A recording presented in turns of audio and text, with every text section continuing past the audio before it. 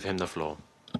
Señor Presidente, President, I would like to thank Panama for convening this briefing on the humanitarian and child protection situation in Haiti. Your Excellencies, the people of Haiti are in a perfect storm of suffering. State authority is crumbling as gang violence engulfs Port-au-Prince and spreads beyond, paralyzing daily life and forcing families to flee. Civilians are under siege, with appalling reports of rape and sexual violence.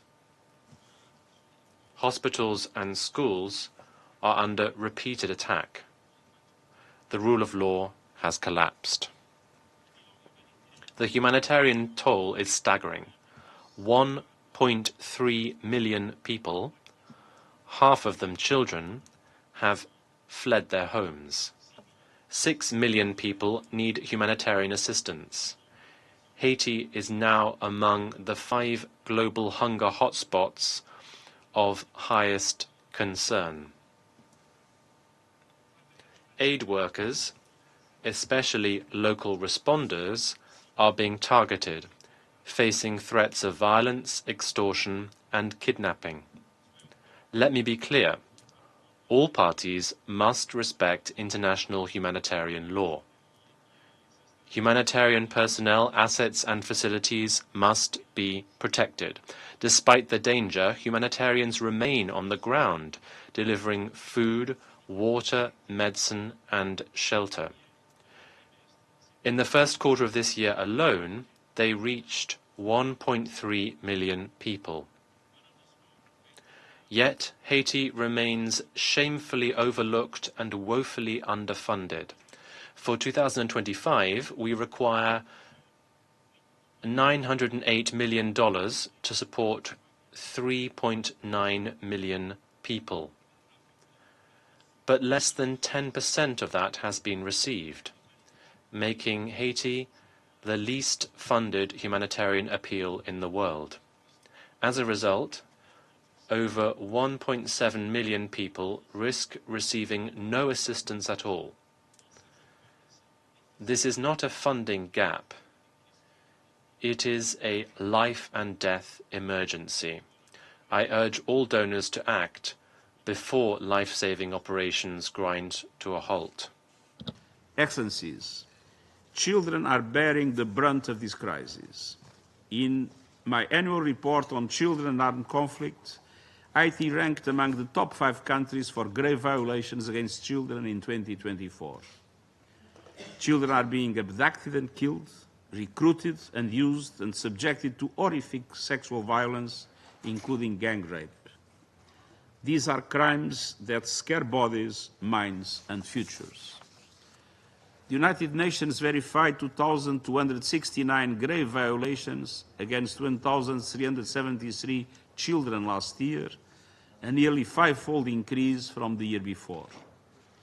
This includes 213 children killed, 138 maimed, and 302 children recruited and used. We also verified 566 cases of sexual violence against minors, including 160 cases of gang rape, underscoring how such crimes are used as a weapon of terror and control. Basic services have collapsed. Mass displacement has left children without education, health care, or safety. As of April, gang violence have interrupted the schooling of 243,000 students. We verified 154 abductions, 154 attacks on schools and hospitals, and 728 incidents of denial of humanitarian access. The 2024 handover protocol between the United Nations and the government of Haiti is an important step toward protecting children detained for alleged association with armed groups. But implementation remains uneven. Conditions at Sermicol, the Reintegration Center for Minors in Conflict with the Law, are deeply troubling. I'm also alarmed by the rise of so-called community self-defense groups, some aligned with police forces, implicated in grave violations, including summary execution of children. I urge all authorities to implement the handover protocol nationwide, end the detention of children for alleged association with armed groups, ensure access to specialized services, including for survivors of sexual violence, and guarantee accountability for all perpetrators. I call on this Council to prioritize the protection of children. Excellencies, the political situation remains fragile, but there are emerging signals of hope. I'm encouraged by growing cooperation between the President of the Transitional Council, Laurent Saint-Cyr, and the Prime Minister, Alix Didier Fils-Aimé, who are both leading consultations to move the political process forward. We are also seeing closer coordination between the Prime Minister's Task Force, the Haitian National Police, and the Multinational Security Support Mission, improving operations on the ground. These fragile gains must be protected and expanded. That requires decisive and coordinated international security support to strengthen national efforts, protect the population, and create the conditions for a return to the rule of law and credible, inclusive elections. I welcome efforts by members of this Council to advance my 24 February proposal to strengthen the Multinational Security Support Mission through UN logistic and operational support.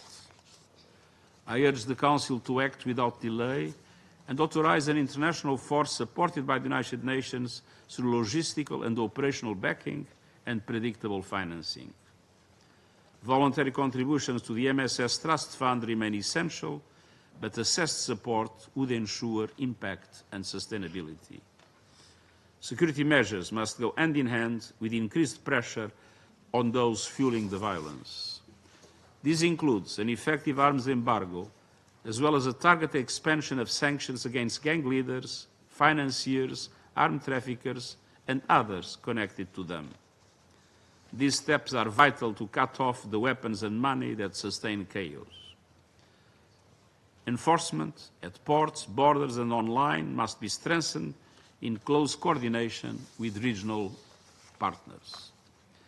My special representative, Carlos Ruiz Massieu, is in Port-au-Prince, working with national and international partners to build consensus at this pivotal moment. BNU will continue to support an inclusive political process and work closely with the Haitian National Police, the MSS, and donors to ensure coherent, coordinated assistance. I urge all national stakeholders to seize this moment and sustain this spirit of cooperation.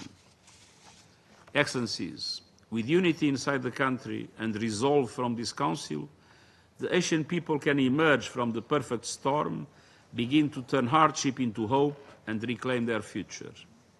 I reaffirm my unwavering solidarity and the determination of the United Nations to stand side by side with the people of Haiti for peace, dignity, and security, and I thank you. I would like to thank the Secretary